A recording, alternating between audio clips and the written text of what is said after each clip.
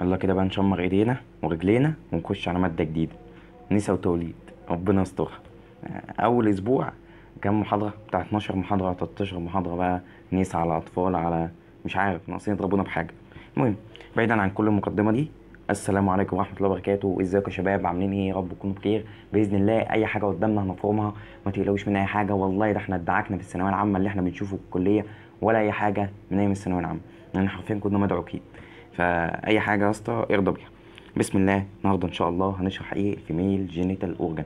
وان شاء الله هنعمل محاضره تاني وهنشرح فيها الميل جينيتال اورجان، وباذن الله الدنيا هتبقى سهله ومتيسره، واقول لك على كل حاجه كلمتين، وهم الكلمتين دول اللي تحطهم حلقه في ودنك، وان شاء الله مش هيخرج عنهم اي حاجه في الامتحان باذن الله. عايزك بس تركز معايا وتستشعر معيه ربنا وتبعد اي حاجه مشتته عنك. تمام. ويعني كده لو جنبك مشروب او اي حاجه، ولو مش جنبك مشروب هات ميه، عشان الميه يعني عملوا عليها دراسات كتير ان هي يعني بتزود التركيز وبترجع يعني الايه، بتعمل ريكفري كده للبرين. تمام. بسم الله. ان شاء الله هنعمل بس الاول خالص يعني المحاضره هتمشي ازاي. اول حاجه خالص هنعمل مقدمه عن الجينيتال اورجان، الاكسترنال والانترنال، هنقول الاجزاء. تمام. وبعد كده هنبدا في كل حاجه ونقول ايه الفانكشن بتاعتها وشكلها عامل ازاي والكلام ده كله، وباذن الله الدنيا هتبقى متيسره باذن الله. عايزك بس تركز معايا وتقول رب اشرح لي صدري ويسر لي امري واحلل عقده من لساني يفقهوا قولي. بسم الله. بسم الله الرحمن الرحيم. اول حاجه خالص عندك الانترنال اورجان والاكسترنال اورجان. اول حاجه الاكسترنال اورجان بيتكون من ايه؟ بيتكون من المونس، بيتكون من المونس بيوبس، وبعد كده عندك تو ليبيا ماجورا، وبعد كده الليبيا ماينورا، بعد كده عندك الفيستبيول اللي هو فيه الاوبننج اللي هو فيه اليوريثرا اوبننج والفاجينا اوبننج. ولازم تبقى عارف انه واحد السوبيريور وانه واحد الانفيريور، اللي هو بالنسبه لو الفيميل نايمه سوباين، وبالنسبه لو في الاناتوميكال بوزيشن يبقى انه واحد الانتيريور وانه واحد البوستيريور. تمام. تمام. يبقى احنا كده عرفنا الاجزاء بتاعه الاكسترنال جينيتاليا، اللي هي بص الاكسترنال جينيتاليا دي ليها اسمين، ليها اكسترنال جينيتاليا وليها اسم تاني اسمه فالفا، وليها اسم تاني هنسمعه ان شاء الله في طب النساء والتوليد اما يجي يقولوا لنا حاجه اسمها، هيقولوا لنا على الفالفا دي اسمها بيودندم. البيودندم دي ليه سموها بيودندم؟ عندك هيقول لك برضه في النساء والتوليد هيقول لك في ارتري بيغذي الفالفا، بيغذي الاكسترنال جينيتاليا، اسمه بيودندل ارتري وبيودندل فين. وهيقول لك كمان في نيرف، في نيرف بيغذي كمان الفالفا اسمه بيودندل نيرف. يبقى احنا كده عرفنا بتاع 3 4 5 معلومات وبل اكتر من بس الاسم. يبقى انت عندك اسمها ايه؟ اسمها اكسترنال جينيتاليا، وعندك كمان اسمها فالفا، وكمان بتوع طب النساء هيقولوا لنا ان هي اسمها بيودندم، وهيقول لك ان في حاجه اسمها بيودندل نيرف وبيودندل فين وبيودندل ارتري. تمام. تمام. وعرفنا ان الاجزاء بتاعت الاكسترنال جينيتاليا اللي هي المونس بيوبس والليبيا ماجورا والليبيا ماينورا، وعندك الفيستبيول، والفيستبيول بيبقى فيها اهم تو اوبننج غير طبعا الجلاند، وهنقول الجلاند دلوقتي ايه افادتهم وكل حاجه، اللي هم التو اوبننج المهمين جدا. ومهم جدا ان انت تبقى عارف الاناتومي بتاعهم، اللي هو عندك اليوريثرا والفاجينا. تمام. تعالى بقى اخش على الانترنال اورجان. عندك اول حاجه خالص اللي هو الفاجينا. تمام. الفاجينا كانال، والفاجينا كانال دي اللي هي بتوصل من الفاجينا اورفيس او فاجينا اوبننج لغايه السيرفكس. تمام. عندك الفاجينا وعندك اليوترس، واليوترس ده في حته اسمها السيرفكس. تمام. وبعد اليوترس عندك تو فالوبيان تيوب. تمام. في فالوبيان تيوب هنا تاني، وعندك بعد كده الاوفرز برضو تو اوفرز. تمام. تمام. احنا كده عرفنا الايه الانترنال اورجان اللي انا قلت لك فاجينا، وعندك اليوترس وتو فالوبيان تيوب، وبعد كده ايه تو اوفرز. نبدا اول حاجه بالاكسترنال جينيتاليا. نبدا باول حاجه خالص اللي هي المونس بيوبس، اللي هي الحته دي المونس بيوبس. المونس بيوبس دي ايه هي الكاركتيريا بتاعتها؟ ان هي باد اوف فات، باد اوف فات. بص قبل ما نبدا خالص المحاضره عشان بس تبقى عارف المحاضره ماشيه ازاي. المحاضره ماشيه، انا مش بكلمك في اناتومي، يعني انا مش بكلمك في اناتومي، احنا بتوع النساء والتوليد عاوزين ان احنا نعرف ايه افاده دي، ايه افاده دي، ربنا حط دي هنا ليه، عمل دي كده ليه. مش في الايه الكريمه بتاعت ربنا في اخر ايه ان هو كان بيقول قد جعل الله لكل شيء قدرا؟ يعني عايزين بس نقول الايه كلها. قال الله تعالى بسم الله الرحمن الرحيم. ومن يتق الله يجعل له مخرجا ويرزقه من حيث لا يحتسب ومن يتوكل على الله فهو حسبه إن الله بالغ أمره قد جعل الله لكل شيء قدرا. صدق الله العظيم. يبقى ربنا حاطط لكل حاجة وظيفة وحاطط لكل حاجة إفادة. يعني هي كل حاجة ربنا حاططها، ربنا أحسن خلقك. يعني ربنا عارف هو بيعمل إيه، يعني دي عاملها لكذا ودي عاملها لكذا. تمام. يبقى احنا بنقول لك الابلايد دي هي معموله كده ليه، دي ليه شكلها كده، فاهمني؟ دي موجوده هنا بتعمل ايه. يبقى احنا المفروض نركز على الفانكشن، تمام، ونركز على الكاركتيريا، بس نركز على الفانكشن اكتر، لان الاسئله بتاعت النساء والتوليد بتركز على الفانكشن دي موجوده هنا بتعمل ايه. تمام. تمام. يبقى اول حاجه خالص اللي هي المونس بيوبس. المونس بيوبس دي باد اوف فات، دي الكاركتيريا بتاعتها، هي مخده دهنيه. تمام. مخده دهنيه، مخده من الفات. ليه ما اتعملتش مصل؟ اقول لك ليه. لان دي مش المصل ما بيستحملش الصدمات. تمام. يبقى هي اتعملت فات عشان الفات بيقدر ان هو يتحمل الصدمات.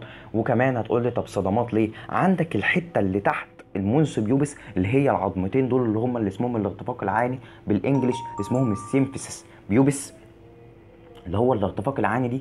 هما اما نيجي لك عند المستر سايكل، تمام، واحنا برضو خدناها ايام الثانويه العامه، بعيدا بقى عن الكليه وعن الكلام ده، احنا خدناها في الثانويه العامه. يعني فاكر انت هرمون الاكسيتوسين اللي هو كان بيتفرز ساعه الطلق، اللي هو كان بيعمل دايليتيشن، بيعمل توسيع للارتفاق العاني عشان يسهل نزول الجنين.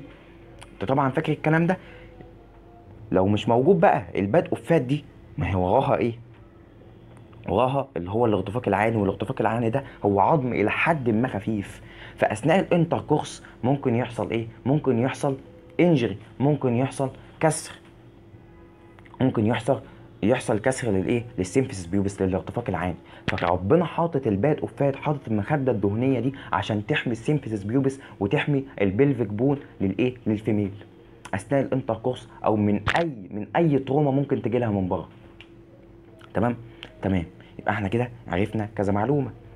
وكمان عندك كمان حاجه تانية ممكن ما تكونش مكتوبه برضه في الكتاب، ان هو بيعمل بروتكشن من البين ديورنج الانتركورس. اثناء الانتركورس بيبقى الى حد ما لو يعني الميل اثناء الانتركورس بيربط في منطقه السيمفيسيس بيوبس دي، هتوجع اول حاجه الفيميل، وثانيا هتوجع الايه؟ هتوجع الميل. فسبحان الله، يعني ربنا عامل لها وظيفتين. اول وظيفه ان هي تحمي السيمفيسيس بيوبس او البلفيك بون، وتحمي وكمان تقلل من البينفول اللي هو هيحصل اثناء الانتركورس للميل والفيميل. تمام. اول حاجه المونس بيوبس فيها هير. تمام. والهير ده بيبدا من اول البيوبيرتي، من اول البلوغ بالنسبه للفيميل وبالنسبه برضه للميل. تمام. الشيب بتاع الهير ده بيبقى كده، بيبقى انفيرتد تراينجولار، عامل زي المثلث المقلوب. يبقى ايه؟ انفيرتد تراينجولار. تمام. عشان بس تبقى عارف ده اللي موجود في الايه؟ في الميل بيبقى موجود عامل زي المثلث كده. تمام. ما يبقاش انفيرتد. الانفيرتد تراينجولار هي الايه؟ الفيميل. على فكره برضو الدكتوره ذكرت الحته دي برضو في المحاضره. تمام. تمام. في برضو حاجه برضو ابلايد، بيقول لك ان الهير والفات بيقلوا مع الايدج. يعني كل ما الومن تزيد في الايدج، تزيد في السن بتاعها، الفات اللي هو في المونس بيوبس ده بيقل، وكمان بيقل الهير. وكمان في حاجه ابلايد تاني، عندك الفات اللي هو في المونس بيوبس بيبدا ان هو يحصل له فيوجن او ديفيوز في الليبيا ماجورا. تمام. وبيعمل لها فولدنج يعني بيخليها ان هي تبقى منتفخه، لان بيحصل ايه؟ ديفيوز او فيوجن للفات اللي هو في المونس بيوبس، بيحصل له ديفيوجن او فيوجن فين؟ في الليبيا ماجورا. تمام. عشان يعمل لها فولدنج. يبقى احنا كده عرفنا كذا حاجه. تمام. اللي هي انفيرتد تراينجولار، وان هي بيحصل لها فيوجن للفات من المونس بيوبس بينزل تحت في الليبيا ماجورا عشان يعمل لها فولدنج. ده حتى الديفينيشن بتاع الليبيا ماجورا ان هو بيقول لك فولد سليب، فات فولد سليب، اللي هي الليبيا ماجورا. تعالى بس قبل ما قبل ما نشرح الليبيا ماجورا ونخش على الليبيا ماجورا، عايز ان انا اقول لك على حاجه عشان تفرق بين الليبيا ماجورا والليبيا ماينورا، عشان في ناس بتقول الاتنين اسمهم ليبيا. فانا ما ب... يعني بتلخبط، ان انا لسه في اول المحاضرات كده، فبتلخبط. فهقول لك على حاجه كده، استحملني فيها الى حد ما هتفكرك بشكل ايه، بشكل عشوائي شويه، بس معلش. بص، اعتبر ان دي اباجوره، يعني دي هي الخشبه بتاعتها. استنى بس عشان بتاعت قلبت. تعالي كده، اعتبر ان دي الخشبه بتاعت الايه، الاباجوره. تمام. وهنا في الايه، الدوايه. تمام. وهنا كده اللمبه. تمام. اللمبه. هل انت لو شفت الخشبه بتاعت الاباجوره دي وشفت اللمبه هتقول عليها اباجوره؟ مش هتقول عليها لمبه، عادي لمبه وعلى خشب. لكن لو لقيت الايه، لقيت اللي هي الحته اللي هي القماش، القماش دي، لقيت الحته القماش دي فوقيها، يبقى دي يعتبر ايه، لمبه وخشبه، وفي الحته القماش دي، يبقى دي كده اباجوره. يعني من غير الحته القماش هل انت هتقول عليها اباجوره؟ لو شفتها من بعيد لا، مش هتقول عليها اباجوره. تمام. الحته بقى اللي بره دي، هي دي الايه اللي تميز لي ان هي اباجوره ولا مش اباجوره. يبقى الحته اللي بره، الحاجه اللي بره دي هي اللي تميز لي ان هي اباجوره ولا مش اباجوره. تبقى دي اللي بره هي الليبيا ماجوره. انا شفت الحاجه اللي بره دي هي اللي عرفتني، القماشه اللي بره دي هي اللي عرفتني ان هي اباجوره. فاللي بره يبقى الليبيا ماجوره، واللي جوه اللمبه اللي هي اللي منوره، فيعتبر ليبيا ماينوره، جايه من النور من جوه. والاباجوره اللي هي القماشه اللي من بره دي، اللي انا بتفرق ان هي اباجوره ولا ماجوره. تمام. يبقى اللي بره ليبيا ماجوره، واللي جوه ليبيا ماجوره. بعيدا عن الكونفيوزد، انا كنت حافظها، اللي خلاك تعمل فيا كده، منك لله. المهم اللي فهمني. تمام. بعيدا بقى عن الكلام ده كله، خلينا نركز. عندك بقى الليبيا ماجوره. الليبيا ماجوره دي الديفينيشن بتاعها ان هو بيقول لك ان هي فات فولدس ليب. يعني هما فولدس يعني تحسهم ان هم ايه، منتفخين. ليه حصل لهم انتفاخ الليبيا ماجورا؟ عشان حصل فيوجن للفات اللي هو كان فين، في المونس بيوبس. نزل تحت فين؟ نزل تحت في الليبيا ماجورا، نزل هنا كده ونزل هنا، فعمل لي فولدس، خلاها كده الى حد ما منتفخه. تمام. ايه الفانكشن بتاعت الليبيا ماجورا؟ على طول الكلمتين المهمين. ايه الفانكشن بتاعت الليبيا ماجورا؟ ان هي بتعمل بروتكشن فروم انفكشن. ايه يعني؟ بتعمل بروتكشن اوف فاجينا من الايه، فروم الانفكشن. يعني هي يعتبر بتعمل بروتكشن بتحمي كل اللي جواها. يعتبر بالنسبه بتحمي الفاجينا والفيستبيول، يعني هي بتحمي كل اللي جواها من الانفكشن. وما نيجي برضو للليبيا ماينورا، هقول لك برضو هي كمان بتعمل على الحد او البروتكشن من الانفكشن للفيستبيول وكل اللي جواها. وعلى فكره دي مهمه، الدكتور برضه قالت لك اهي، اديني قلتها في المحاضره، عشان لما بتيجي MCQ الناس تقول لا دي الليبيا ماجوره بس هي اللي بتعمل بروتكشن من الانفكشن، لا كمان الليبيا ماينوره. يبقى الكلمتين المهمين ان انا عرفتهم، ان هي الجريتر ليب، ان هي بس عشان دي لو ما قلتهاش في الاول، ان هي الشفرتين الكبار. تمام. وان هم فولدس يعني هم منتفخين. تمام. وان هي سكن، دي مهمه جدا برضو، حته ان هي سكن. اما نيجي للليبيا ماينوره هنقول ان الليبيا ماينوره ان هي موديفايد سكن. وممكن الحته دي مش مكتوبه في المذكره، بس دي مهمه جدا جدا جدا. ليه بقى؟ لان انت عندك الليبيا ماجوره هي يعتبر سكن، فيها كل حاجه بتاعت السكن، فيها هير، فيها كيراتين، فيها سبويشس جلاند، اللي هي سبويشس جلاند اللي هي الجلاند اللي هي يعتبر بترطب الشعر. تمام. وفيها سويت جلاند، هي يعتبر سكن. لكن انت اما تخش تحت، تنزل تحت، بالنسبه للليبيا ماينوره هقول لك ان هي موديفايد سكين، ولا فيها كريات، ولا فيها كيراتين، ولا فيها سبويشس جلاند، ولا فيها هير، ولا فيها سويت جلاند، ولا فيها اي حاجه خالص. تمام. يبقى احنا كده عرفنا الليبيا ماجوره ان هي اللي هي جريتر ليبس. تمام. وان هي فولدس، وان هي بتعمل بروتكشن لكل اللي جواها من الانفكشن. تعال بقى نعرف ايه الحته اللي هي بتتصل بيها من فوق والحته اللي هي بتتصل بيها من تحت. الحته اللي هي بتتصل بيها من فوق هي المونس بيوبس، يعني الالتقاء من قدام. يعتبر لو انت هتحط دلوقتي المظهر في الاناتوميكال بوزيشن، يبقى يعتبر المونس بيوبس هي اللي انتيريور. تمام. والبرينيوم هي اللي بوستيريور. تمام. بتلتقي منين الليبيا ماجورا من الانتيريولي؟ بتلتقي من المونس بيوبس. تمام. كوميشر بتاعها من ورا من البوستيريور من البوستيريور بتلتقي من حاجه، من حته جايه من اسمها بوستيريور كوميشر. يعني الحته دي كده اسمها بوستيريور كوميشر، حتى هيجيبها لك في الكتاب هيقول لك من عند البرينيوم. تمام، بس الحته دي اسمها ايه بالظبط؟ اسمها بوستيريور كوميشر وجايه من اسمها. تمام، يبقى احنا كده خلصنا الايه؟ الليبيا ماجورا. تعال نخش على الليبيا ماينورا. الليبيا ماينورا زي ما انا قلت لك، حتى هيقول لك ايه؟ ان هي سين فولد. سين فولد يعني لحد ما منتفخه بس انتفاخ رفيع. تمام، سين فولد. وان هي الليسر لب اللي هم الشفتان او الشفرتين الصغيرين. تمام، مهمتهم ايه؟ ان هم يحموا برضو اللي جواهم بروتكشن من الانفكشن. بس هما الكلمتين دول اللي عليهم. وحتى اما تجيلك في الام سي كيو هيقول لك مين الجريتر ليب ومين الايه ومين الليسر ليب والكلام ده كله. مش هيجيب لك في حته او هيقول لك مين السين فولد ومين الايه ومين الفولدس، السيكنيك فولدس. تمام، بتلتقي منين من قدام؟ بتلتقي منين؟ من الانتيريور. وبتلتقي منين؟ من البوستيريور. فين النقطه بتاعتهم؟ النقطه بتاعت الليبيا ماينورا من الانتيريور. تمام، بيقول لك ان هي بتنقسم ديفايزد بتنقسم لحتتين كده، والحتتين دول بيبقوا بيلتقوا هنا في حته بعيده عن الاسامي عشان الاسامي دي مش علينا. ان شاء الله لو خدناهم في طب النساء هقول لك على الاسامي دي، الحته اللي فوق دي اسمها ايه والحته اللي تحت دي اسمها ايه، وهقول لك على كل ده بعيدا عشان الناس بتقول لك ان انتوا بتزود علينا. يعني في حاجات انت عارفها واحنا ما اتشرحتلناش وبتزودها علينا، انا مش هزود عليك. هي بتنقسم ديفايزد لقطعتين كده وبتتقابل فوق الحتتين دول، في نصهم الايه؟ في نصهم الكليتوس. يعني هو حتى جايب لك في الكتاب ان هو بيقول لك ديفايسد انكلوزد ايه للكليتوس. هو ده المطلوب عليك. بوستيريور بيقول لك من البوستيريور بتلاقي ديبريشن اللي هو حته كده، حته غطسه كده اسمها فوسا نافيكولاريس، حتى مكتوبه في الكتاب فوسا بس. لكن بتلتقي من الحته دي اسمها ايه؟ الحته اللي هي بتلتقي فيها بالظبط النقطه البوينت اللي بيلتقي فيه الليبيا ماينورا اسمها فورشيت.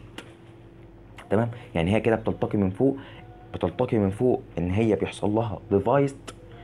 تمام، من الانتيريور بتلتقي ان هي بتنقسم لحتتين، وبعد كده بتروح تلتقي بتمسك تاني من فوق، وبتكون الحتتين دول كلوزد للكليتوس. من تحت بتلاقي في اخر الليبيا ماينورا من تحت في نصها كده، في نص الليبيا ماينورا من تحت خالص قبل الالتقاء حته اسمها فوسا نافيكولاريس، حته ديبريشن كده. تمام، وهقول لك برضو ايه فايدته شويه كده. برضو الحاجات دي ممكن ما تقلقناش، بس دي مهمه قوي الابلايد اللي انا هقول لك عليه.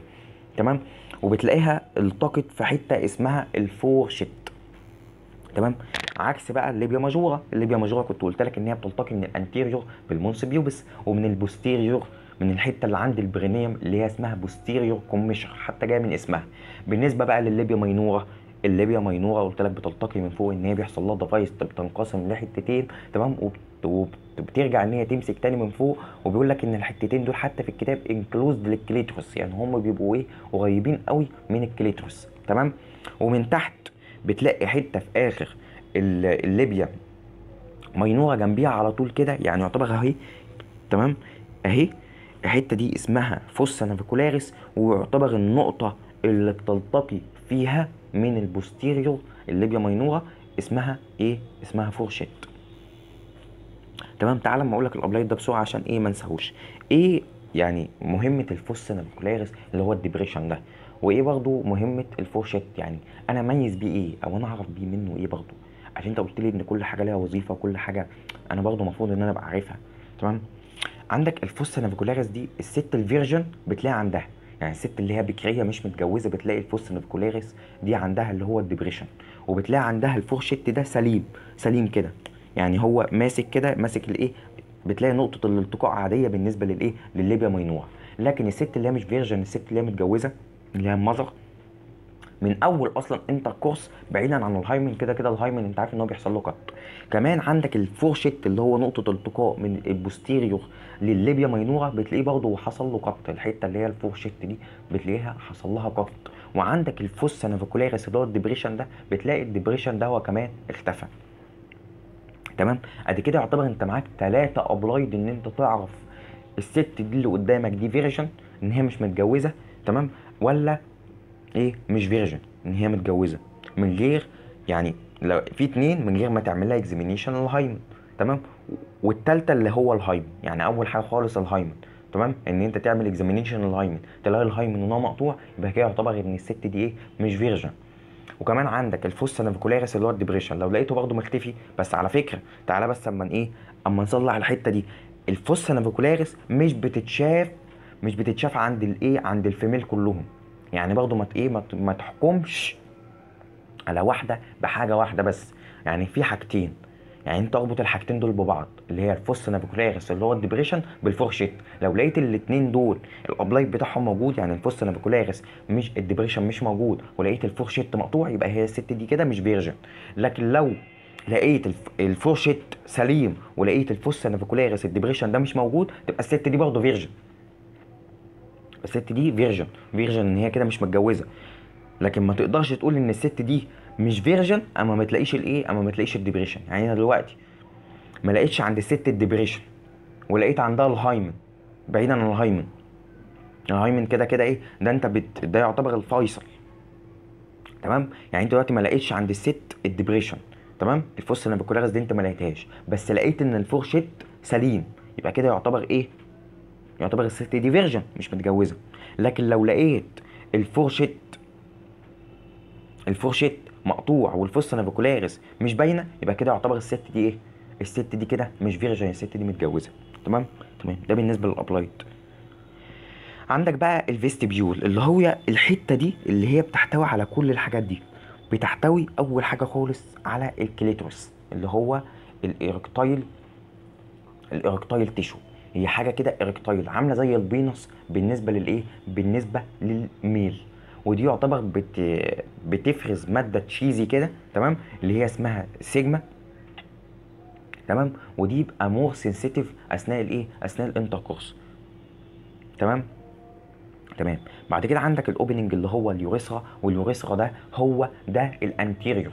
ده الانتيريور، يعني لو الست واقفه لي دلوقتي كده في الايه، في ال في الاناتوميكال بوزيشن اللي هو دماغ وشها اهو، وشها عينيها ومناخيرها وبقها، تمام. واهي ست، تمام.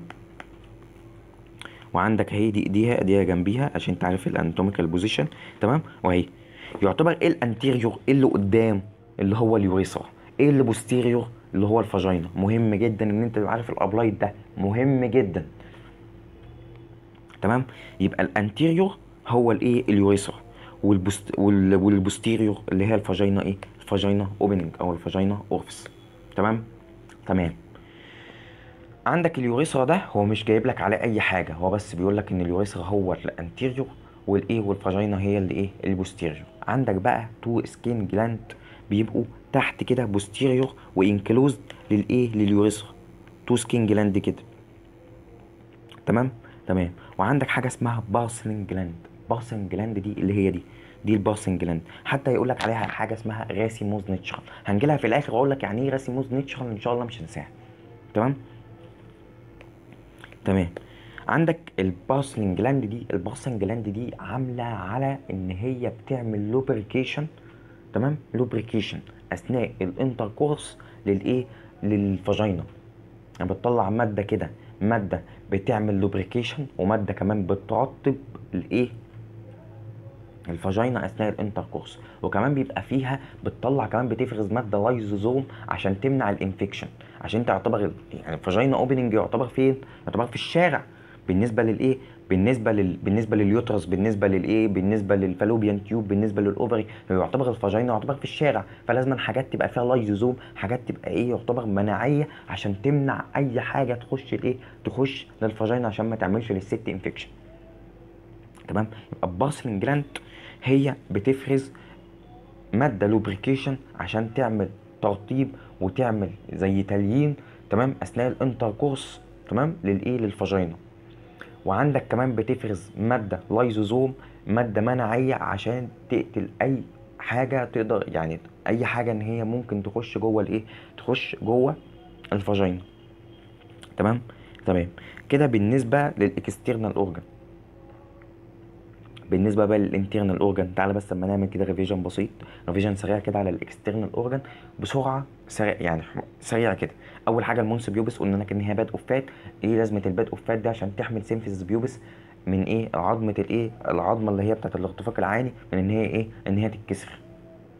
تمام. وبتقلل برضو الايه، وبتقلل او بتمنع كمان اللي هو البينفول اثناء الايه؟ ديورنج الانتركورس للميل والفيميل. تعالى بقى على الليبيا ماجورا، قلت لك ان الليبيا ماجورا بيحصل اصلا ديفيوز او ديفيوجن للفات اللي هو في المونس بيوبس، بيحصل لها عشان تعمل لها فولدز، تعمل لها انتفاخ. تمام. والليبيا ماجورا دول اللي قلت لك اللي هي الاوت سايد، اللي هي الخارجيه، واللي هي الجريتر ليب اللي هي الكبيره. تمام. وقلت لك ان هي الفانكشن بتاعتها ان هي بتحمي كل اللي جواها. وقلت لك ان هي سكن، فيها كل مكونات السكن، سبويشس جلاند، فيها هير، فيها كيراتين، فيها سويت جلاند، فيها كل حاجه للسكن، على العكس بتاعت الليبيا الايه؟ الليبيا ماينورا. تعالى بس قبل ما نخش على الليبيا ماينورا، ايه اللي كانت بتلتقي فيه من الانتيريور؟ كانت المونس بيوبس. وايه اللي كانت بتلتقي فيه من البوستيريور؟ ده بالنسبه للليبيا ماجورا. ايه اللي كان بتلتقي فيه من البوستيريور؟ كان حاجه اسمها بوستيريور كوميشر، او زي ما كان مكتوب عندك في الكتاب البرينيه. تمام. عندك بقى الليبيا ماينورا، قلت لك الليبيا ماينورا دي اللي هي السن او الليسر ليب. تمام. وقلت لك ان هي الفانكشن بتاعتها ان هي بتحمي كل اللي جواها. وقلت لك ان هي بتلتقي من الانتيريور، ان هي بتنقسم لحاجتين، ديفايسد تو انكلوزد الاكريتوس، ومن تحت بتلتقي عند حته اسمها الفورشيت. تمام. قلت لك ان الفيستيبيول بيبقى فيه تو اوبننج مهمين جدا، ان هو اليوريثرا والفاجينا، وفي كمان اللي هي اتنين سكين جلاند اللي هم بيبقوا يعتبر بوستيريور، البوستيريور اتش سايت بالنسبه للايه؟ بالنسبه لليوريثرا. تمام. وفي كمان عندك البارسلين جلاند، دي يعتبر بتبقى جوه الايه؟ جوه الفاجينا.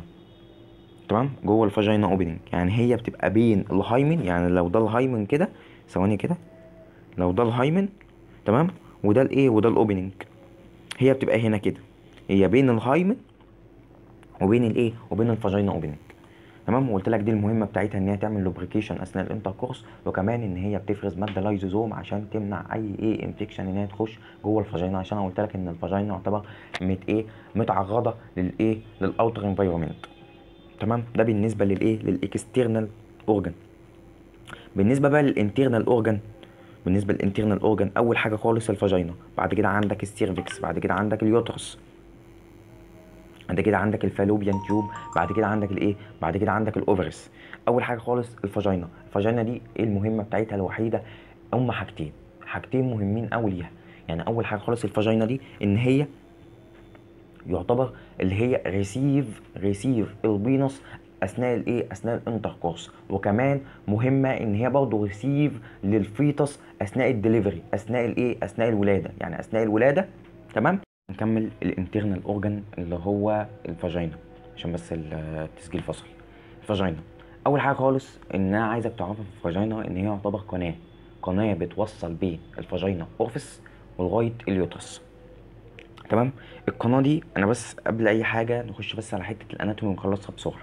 الاناتومي عندك الانتيريور، الانتيريور وول بتاعها اقصر من البوستيريور وول بتاعها. ليه بقى؟ انت عندك البوستيريور وول اللي هو الوول يعني قول الحيطه، قول الجنب بتاعها الخلفي اطول من الجنب بتاعها الامامي. يعني عندك الحته اللي مغلفاها من ورا 10 سنتي، وعندك الحته اللي مغلفه الفاجينا من قدام 8 سنتي. تمام. تمام. اعرفها بس كده، وحاول ايه؟ عشان دي لو جات لك ام سي كيو تبقى انت عارف الخلفي الايه؟ الخلفي 10 سنتي، والامامي 8 سنتي. وكان في برضه واحد زميلنا يعني كويس كان بيقول لك ان السيرفكس، عشان السيرفكس انت عارف ان هو بيمتد شويه جوه الفاجينا. تمام. بيقول لك ان طالما هو بيمتد شويه في الفاجينا من قدام، يبقى هو يعتبر بياخد الاتنين سنتي، بياخد الاتنين سنتي الفرق بين اللي ورا. يعني هو بيجي يمتد الوول بتاع الانتيريور، تمام، بيمتد من اول الاتنين سنتي، تمام، من اول الحته اللي الايه؟ اللي السيرفكس بيمتد فيها. يعني شايف انت الحته اللي هو بيمتد فيها جوه دي، هو بيجي بقى الانتيريور وول بيبدا ان هو يتكون من اول الحته اللي السيرفكس اللي هي بتخش جوه الفاجينا دي لغايه الايه الفاجينا الاورفس، على العكس الايه البوستيريور بيجيب من اول الايه من اول اليوترس من ورا لغايه الفاجينا الاورفس. فعشان كده ان البوستيريور وول هو الايه هو الاكبر من الانتيريور وول. تمام. تمام. بيقول لك ان الفاجينا ان هي بتتكون من الفايبر ماسلر تيشو، يعني فايبرو ماسكولار تيشو. ليه بقى بتتكون من الفايبرو ماسكولار تيشو؟ بيقول لك ان هي تقدر ان هي تستحمل كيبل اوف جريتر ديستنشن، يعني هي تقدر ان هي تستحمل ان هي توسع. ليه بقى؟ لان لو هي مش متكونه من الفايبرو ماسكولار تيشو، اما يجي يحصل عمليه الدليفري، اما يجي يعدي راس البيبي، ودي يعتبر يعني اصعب حاجه وهي بتعدي من الفاجينا، لو هو مش فايبرو ماسكولار تيشو هيحصل للفاجينا رابشر. فدي من رحمة ربنا ان هو خلاها فايبرو ماسكولار تيشو، ان هي ايه ان هو هي عضلات وفايبر تيشو مع بعض بيكونوا الايه بيكونوا الفاجينا. تمام. تمام. بيقول لك ان الفاجينا كمان ان هي ما فيهاش جلاند خالص، ما فيهاش اي حاجه بترطبها. ايه اللي بيرطبها وايه اللي بيحميها؟ حاجتين. عندك اول حاجه خالص اللي بيحميها اللي هي الايه اللي هي يعتبر البارسين جلاند. نسيت البارسين جلاند اللي انا قلت لك اللي هي يعتبر بتفرز لايزوزوم وبتفرز كمان لوبريكيشن عشان ترطب الحته بتاعت الفيستبيول. تمام. يبقى دي يعتبر بتحميها من بره. ايه بقى اللي بيحميها من جوه؟ عندك كمان اللي بيحميها ويرطبها من جوه، عندك السيرفايكال ديستشارج، عندك السيرفكس بيبدا ان هو ليه في جلاند جوه اللي هي برضو راسيموز نيتشرال. فاكر انت لما قلت لك البارسن جلاند ان هي برضه راسيموز نيتشرال، وقلت لك انا هقول لك ايه هي الراسيموز نيتشرال وهخلص لك الموضوع ده ويعني ايه كلمه راسيموز نيتشرال والكلام ده كله. المهم السيرفكس فيها جلاند برضه بتفرز الديسشارج بتاعتها وبينزل على الفاجينا بيرطبها، وكمان بيبقى فيها برضه لايزوزوم. تمام. وبيبدا ان هو بيبدا ان هو يحميها من اي انفكشن واي حاجه، وبيبدا ان هو يرطبها ويحميها من اي انفكشن. تمام. تمام. تعال نخش بقى على تعال نخش على اليوترس ده بيقولك ان هو هولو، حاجه هولو كده. هنيجي على السيرفكس واقول لك كل حاجه يعني، وهنعمل كل ده. اول حاجه عندك اليوترس بيقولك ان هو حاجه هولو، حاجه مجوفه، وبيقولك ان هي عامله قد قبضه الايد. يعني اما تيجي مثلا الفيميل كده تقفل ايديها، هو ده قد قد اليوترس بتاعها. اليوترس بيبقى الوزن بتاعه من 60 ل 70 جرام. تمام. تمام. بيقولك ان اليوترس ده بيبقى بير شيب، بيبقى عامل زي عامل زي الكمثرى كده، عامل زي الكمثرى المقلوبه. يبقى احنا كده اول حاجه عرفناها ان هو هولو، ان هو اورجان مجوف وقد قبضة الايد ووزنه من 60 ل 70 جرام. ده بالنسبة للاناتومي بتاعه. بالنسبة بقى للسيرفكس بيقول لك ان السيرفكس دي النك بتاعت النك بتاعت يعتبر الرقبة بتاعت اليوترس اللي هي الحتة دي النك. يبقى في حتة كده بين اليوترس وبين السيرفكس، الحته الصغيره دي اللي هي معمول عليها نقط دي اسمها اسمس. والاسمس دي بس انا عايزك تحطها حلقه في ودانك، في اتنين اسمهم اسمس.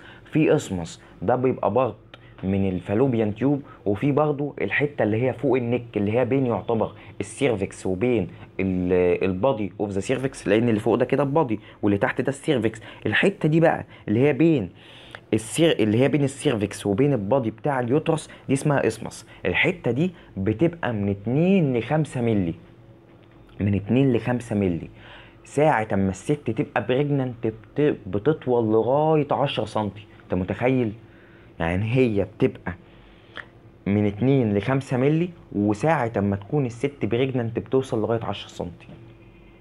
تمام. تبقى عاملة زي الكيس كده. تمام. السيرفكس طوله قد ايه؟ طوله 2.5 سنتي. تمام. ايه الفانكشن بقى بتاعت اليوترس؟ وده اللي احنا قلت لك عليه في اول المحاضره خالص، قلت لك ان انا يعتبر بدور على الابلايد.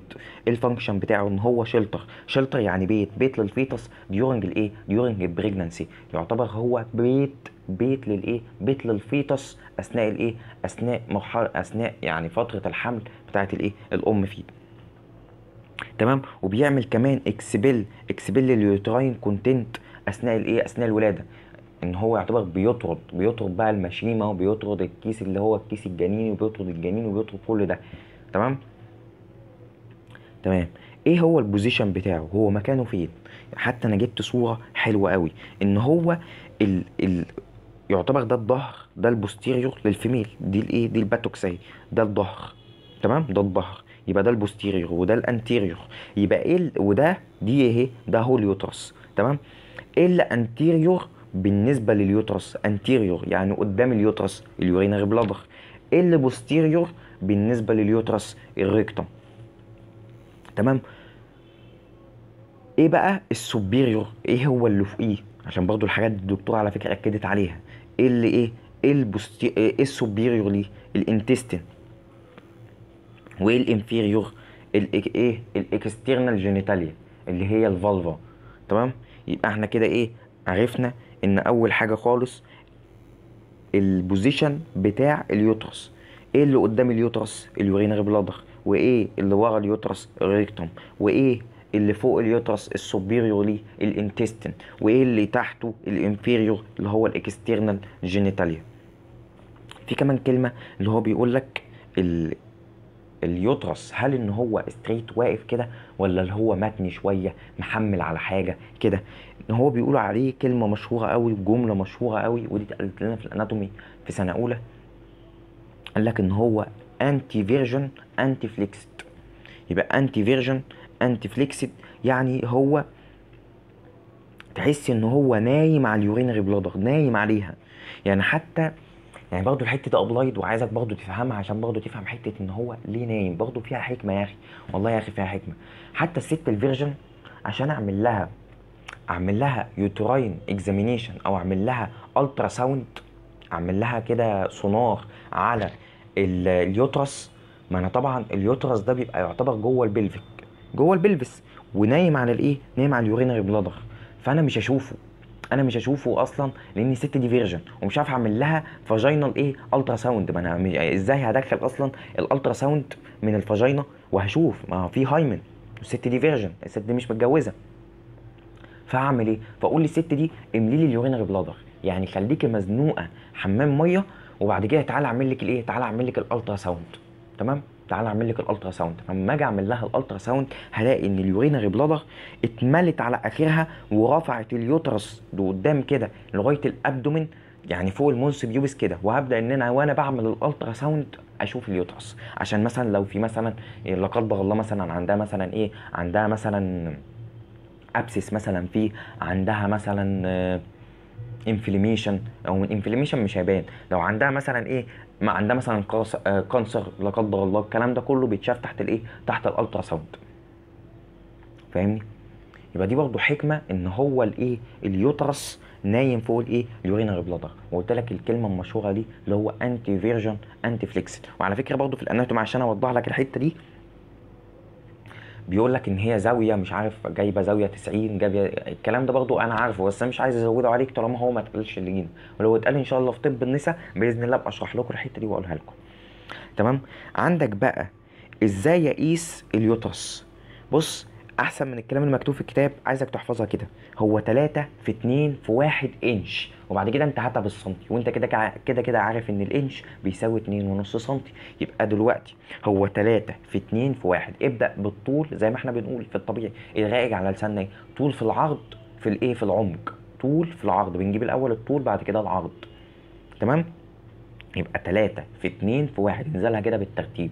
3 في 2 في 1 انش، يعني الطول 3 انش، والعرض 2 انش، والايه، ويعتبر الدبس او الكافيتي نفسه اللي هو يعتبر من الانتيريور وول للبوستيريور وول، اللي هو الحته اللي هو بيقعد فيها الفيتس دي ايه، دي 1 انش اللي هي 2.5 سنتي. لو احنا هنجيبها بالسنتي يبقى 3 انش، يبقى 7.5 سنتي الطول.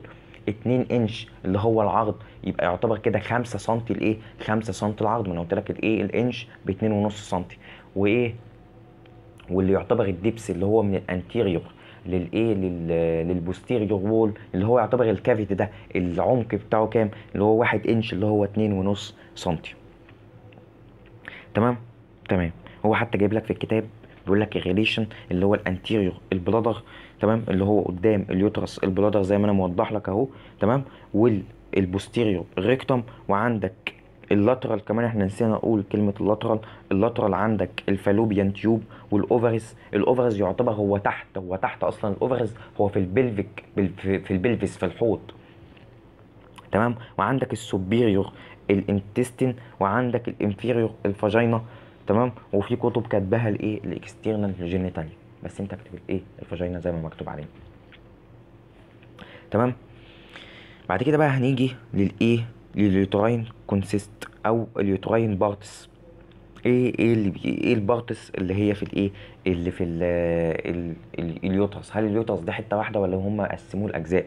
قسموه لاجزاء، اللي هو الفندس اللي هي الحته دي كده، ده الفندس. بعد كده عندك الايه الكورنيا، عندك هنا شايف انت الحته دي؟ يعني بص، تعالى اما نرسمها كده، يعني نرسمها احنا بايدينا. والله يا اخي الحاجه لما بتتعمل بايدينا بنبقى مبسوطين بيها كده، تمام، بنبقى مبسوطين بيها.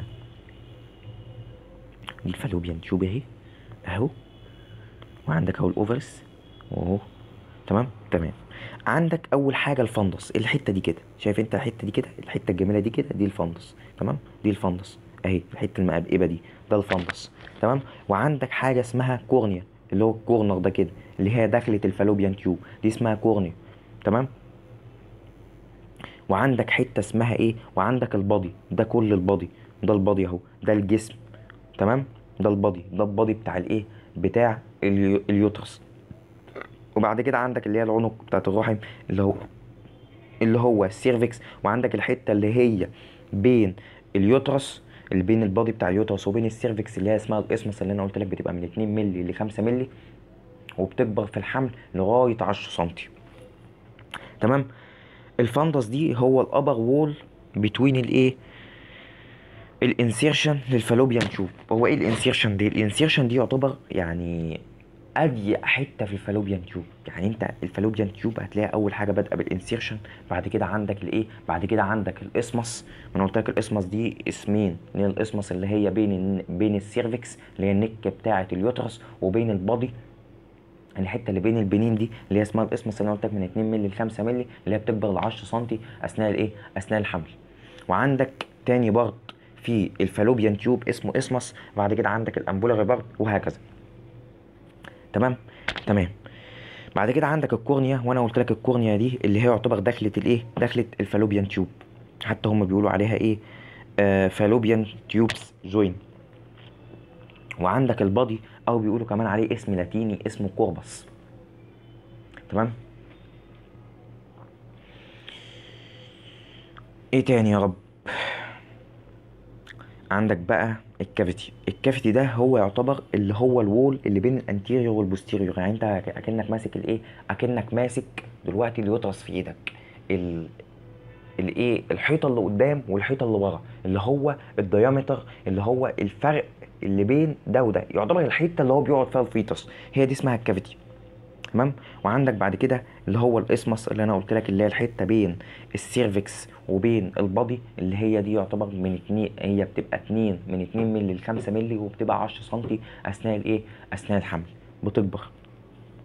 وعندك السيرفكس، قلت لك ان السيرفكس هو الايه العنق. انا ماشي معاك برضو بالكتاب عشان برضو ما انساش ايه ما انساش حاجه.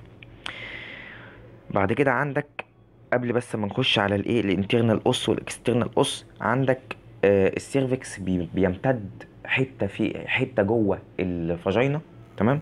بيمتد حته جوه الفاجينا. هنجيب الصوره اللي قدام دي، تمام، هي باينه شويه اهي، تمام. السيرفكس بيمتد شويه جوه الفاجينا، اللي هي الحته دي يعتبر اهي، تمام، بتمتد جوه الفاجينا، ليها اسم، تمام. وفي حته اللي هي يعتبر متصل على طول باليوترس، الحته اللي هي بتمتد جوه الفاجينا اسمها انفرا فاجينال بورشن. وعندك الحته اللي هي بره الفاجينا دي اللي هي يعتبر فوق الفاجينا، يعني جايه حتى من فوق، ايه اسمها سوبرا فاجينال بورشن، يعني حتى جايه من كلمه سوبيريور، فسوبرا فاجينال ايه بورشن. عندك في حاجه اسمها انترنال اوس واكسترنال اوس.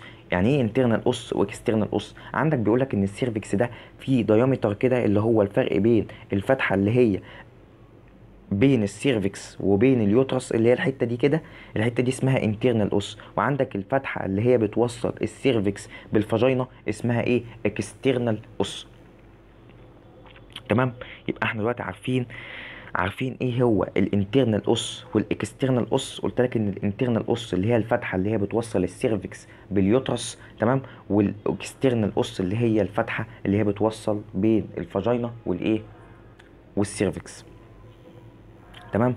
ودايما حطها في دماغك ان الانترنال اوس دي لازم تكون نارو. ليه نارو؟ لازم تكون ضيقه. ليه؟ اقول لك ليه. لان يعتبر الفيتوس هيبقى هنا، والبلاسينتا هتبقى هنا، والكونتنت ده كله. لو هي واسعه هتلاقي البيبي نزل بقى في الشارع، نزل في الشارع. فلازم تكون الحته دي نارو، لازم تكون الحته دي ضيقه، والحته دي بتبقى واسعه. تمام. تمام. يبقى احنا كده يعتبر خلصنا اليوترس. عايزين بس اللاير بتاعه اليوترس بيتكون من 3 طبقات. تمام. بيتكون من 3 طبقات. عندك الطبقه الداخليه، والطبقه اللي هي في النص، وعندك الطبقه الخارجيه. تمام. الطبقه الداخليه دي اسمها اندوميتريوم، وعندك الطبقه اللي هي بتتكون من عضلات دي اسمها مايوميتريوم. حتى جايه من كلمه ايه؟ من كلمه عضله، مايوميتريوم. تمام. اللي هي في النص الانترميديت. وعندك اللي هي اللي بره اسمها بيريمتريم. وفي برضه حاجه هي مش مكتوبه في الكتاب، بس الدكتوره قالت لك اما بيجي يحصل بلاد سبلاي، يعني اما بيجي اليوترس بيتغذى، اول حاجه بيجي له بلاد سبلاي انه اللاير اللي بره ولا اللاير اللي جوه؟ اللاير اللي بره. يعني اول واحد بيجي له البلاد فيزيت او بيجي له البلاد سبلاي، بيجي له التغذيه الدمويه، هو البريمتريم، اللي هو الايه؟ الغشاء الخارجي، اللي هو يعتبر ممبرين كده مغلف اليوترس من بره. تمام. عندك بقى الاندوميتريوم ده هو يعتبر فورمينج لاين، هو يعتبر حاجه ميوكس، هو ميوكس او ممبرين، هو ميوكس ممبرين ابيثيليال. هو ده اللي يعتبر اللي بينزل في المسترا بيريود. ده يعتبر اللي هو بينزل، يعني اما بتيجي مثلا الست بعد ال 30 يوم في كل مسترا بيريود ليها، يعتبر هو الاندوميتريوم ده هو يعتبر هو اللي بيحصل له شيدنج، هو اللي بينزل منه الدم. هو ده يعتبر اللي بيتحطم وبيرجع يحصل له غبير تاني من عن طريق هرمون الاستروجين. وهنيجي لكل ده باذن الله اما نيجي نشرح المسترا بيريود ان شاء الله. تمام. بيقول لك ان هو بيحصل له تشينج في السيكنينج بتاعته والكلام ده كله. هو بيحصل له شيدنج ديورنج الميستيوريشن. عندك المايوميتريوم، اهم كلمه اللي هي ان هو ماسل كوت. وبيقول لك ان هو بيبقى سك، يعني هو بيبقى سك. تمام. بيبقى تخين من فوق. تمام. بيبقى المايوميتريوم دي اللي هو بيبقى تخين من فوق، وبينزل يرفع واحده واحده لغايه الاسمس. تمام. يعني هو بيبقى سك من فوق وبيبقى رفيع من تحت. عندك البريماتريوم. انا ليه يعني انت بتحس ان انا بقرا معاك؟ هو القراءه هي الحاجات دي مش محتاجه شرح، يعني الحاجات اللي هي كان فيها شرح وكان فيها ابلايت، واي حاجه هتيجي فيها ابلايت هقولها لك. يعني الحاجات دي بس انت عايز تعرف معلومات عنها بس، يعني دي معلومتها كذا ودي معلومتها كذا، فاهمني؟ البريماتريوم ده هو اوتر ممبرين، هو يعتبر الممبرين اللي هو مغلف اليوترس من بره. تعالى بقى عند الفالوبيان تيوب.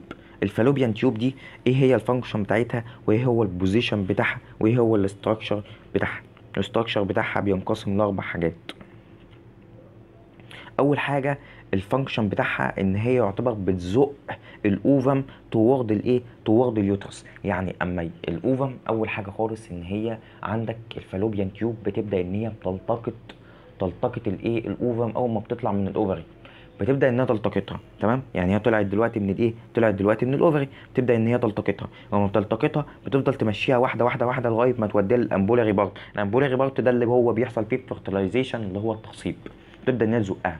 بتستنى معاها يومين، هل في اسبير جه عمل لها فيرتلايزيشن ولا ما عمل لهاش فيرتلايزيشن؟ لو عمل لها فيرتلايزيشن بتبدا ان هي بقى تفضل تزق، بيبقى فيها زي فيلاي كده، بيبقى فيها زي اهداب، بتفضل تزق الاوفم دي لغايه ما توديها لليوترس عشان يحصل لها امبلانتيشن، ان هي تنغمس فين؟ في اليوترس.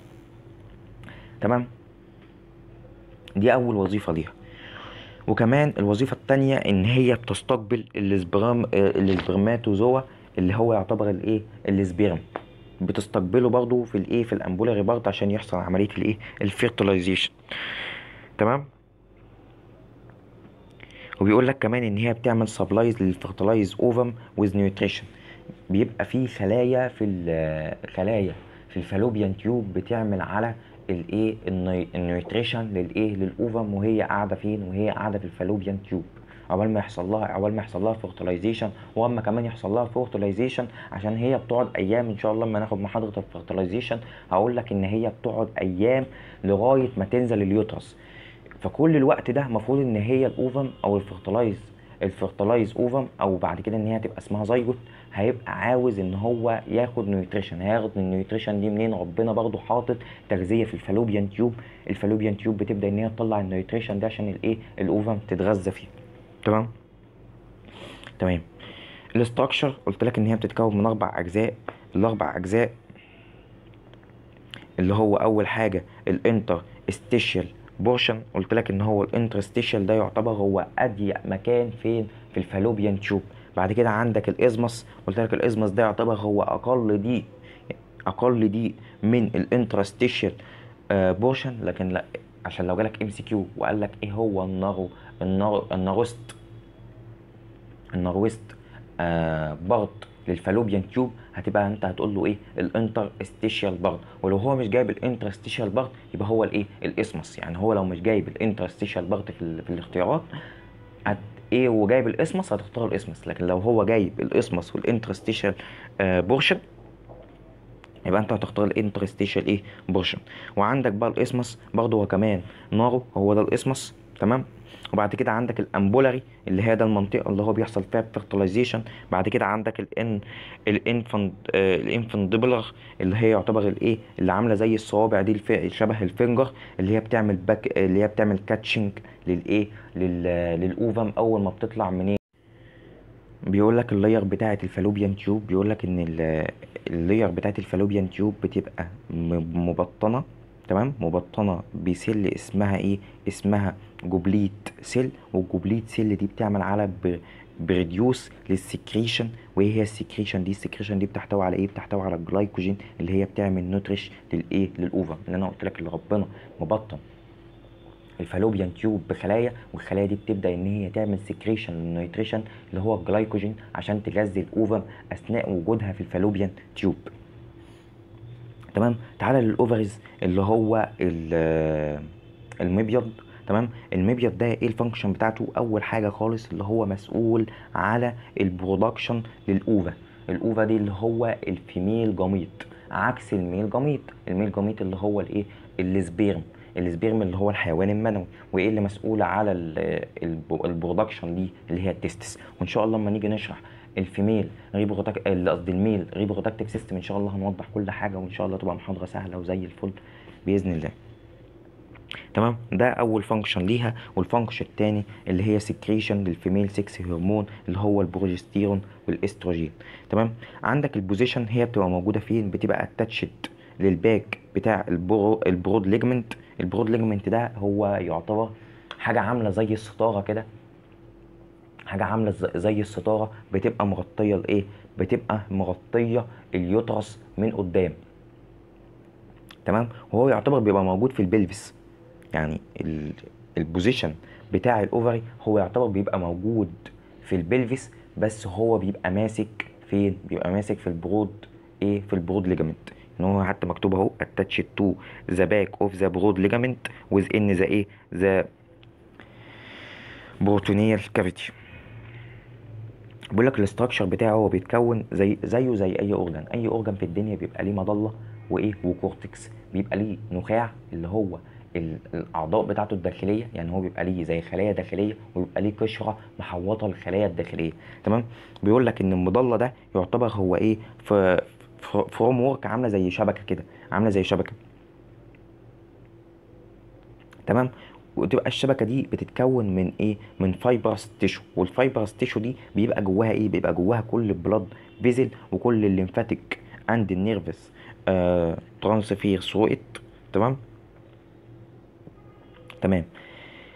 وعندك الكورتكس اللي هي القشره بتاعه الاوفري. والقشره بتاعه الاوفرا دي بتتكون من ايه؟ بتتكون من اللي هي الفوليكل. الفوليكل دي اصلا هي المسؤوله على اخراج الايه، اخراج الاوفم. يعني هي الاوفم اصلا، الاوفم بتبقى الاماتيور اوفم بتبقى موجوده في الفوليكل. وبعد كده الفوليكل دي بتبدا ان هي بتاخد الاوفم، وبتبدا يعني بتاخد اوفم من الاوفمز اللي موجودين. ما انت عارف ان هي الفيميل اول ما بتتولد بتبقى مولوده اصلا بالايه، بالاوفمز بتاعتها، بتبقى مولوده بالبويضات بتاعتها. تمام. وبتبدا اما بتبدا بقى في البيوبرتي، بيبدا ان الايه، بيبدا ان الاوفرز بيشتغلوا، وبيبدا ان هم بيعملوا سكريشن او برودكشن للاوفا. تمام. وبتبدا ان هي بتعمل لها بقى ماتيوريشن. تمام. يعني هم بيبقوا اماتيور لغايه اما يحصل لها ايه، بيوبرتي. من 12 ل 16 سنه، ده الوقت بتاع البيوبرتي. في بدايه بقى البيوبرتي بيبدا ان هو الايه، الفوليكل دي بتبدا ان هي تعمل على الماتيور للايه، للاوفا اللي موجوده فيها. تمام. يبقى دلوقتي الكورتكس موجود فيها الفوليكل اللي هي مسؤوله يعتبر على الايه، مسؤولة على اللي هي مسؤولة عن ان هي تعمل ماتيوريشن للأوفم. تمام. عندك بقى البريست فيه يعني كلام انا شايف ان هو يعني انت تقرأه ما فيهوش اي كلام شرح ولا اي حاجة. ان هو بيقول لك ان هو اورجان للسيكشوال اورسال كونتيننج ميموري جلاند، اللي هي الجدد الايه، الجدد اللبنية. والكلام ده كله انت اقرأه مع نفسك، ان هو بيتكون من كونكتيف تيشو. كل الكلام ده هو قراءة بس، يعني هو كمان بس عشان لو حد بس ايه، الحاجه اللي فيها ابلايد اللي انا عايز اشرحها لك، البيجمنتد الراوند، اللي هي الراوند النيبل، اللي هي الحته اللي هي مدوره الغامقه بتاعها فصلت. احنا كنا بنتكلم على البيجمنتيشن اريا، اللي هي يعتبر المنطقه الغامقه اللي هي بتبقى حوالين النيبل، اللي هي الحلمه. تمام. بتبقى المنطقه اللي هي الغامقه دي. بنتكلم على حته الابلايد بتاعتها عشان بس بتاع فصل. نتكلم على حته الاونلاين بتاعتها. دلوقتي الدكتور النسا لما بيجي يعمل انتي نيتال كير للست، تمام، الانتي نيتال كير ده زي ما انا قلت لك، الانتي نيتال كير ده اللي هو يعتبر الكير ما قبل الولاده. يعني هي في مرحله الحمل. وانا قلت لك ساعتها ان الانتي نيتال كير انت بتعمل يعتبر للمذر، بتعمل لها اكزامينيشن، الفيزيشن بيعمل لها اكزامينيشن من اول الهيد لغايه التوز، لغايه صباع رجليها. تمام. فهو لما بيجي يعمل اكزامينيشن ويشوف البريست، تمام، بيلاقي البيجمنتيشن اريا دي، بيلاقيها ان هي غامقه، وبيلاقيها ان هي واسعه. يعني الزون دي بيلاقيها واسعه، يعرف ان الست دي كانت حامل قبل كده. لكن لو الست دي ما كانتش حامل قبل كده، بيلاقي البيجمنتيشن دي بيلاقيها غامقه. تمام. قصدي عفوا، بيلاقيها ان هو البيجمنتيشن اريا دي بيلاقيها فاتحه. تمام. اللي هي الاريا اللي حوالين النيبل دي بيلاقيها فاتحه، وبيلاقيها ضيقه، مش بيلاقيها واسعه. تمام. مش بيلاقي الزون دي واسعه. لو لقاها واسعه ولقاها غامقه، يبقى هي كده ايه، كانت حامل قبل كده. لكن لو لقاها ضيقه وفاتحه، تبقى هي ما حملتش قبل كده. تمام. وان شاء الله هناخد كل الكلام ده باذن الله في الاكزامينيشن.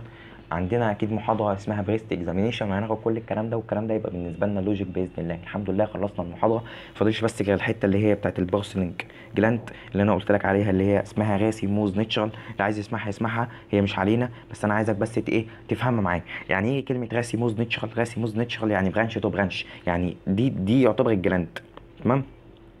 دي الجلاند هي برانش تو برانش، برانش تو برانش. يعني هي شايف برانشات وايه، برانشات وكياس، والاكياس دي كلها بتفرز، وفي الاخر بتطلع في القناه دي اللي ايه، اللي يعتبر الجلاند. وفي الاخر تطلع بره زي الايه، زي البارسلين جلاند. انا بحاول انجز معاك عشان الحته ده اصلا مش علينا، بس انا بقول ضيفها ليك.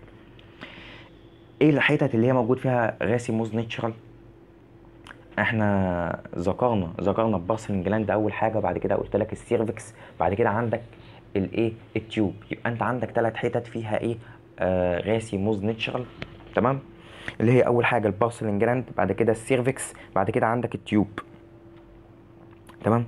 تمام. بتفتح عند الساعه بتفتح عند الساعه 5 و7.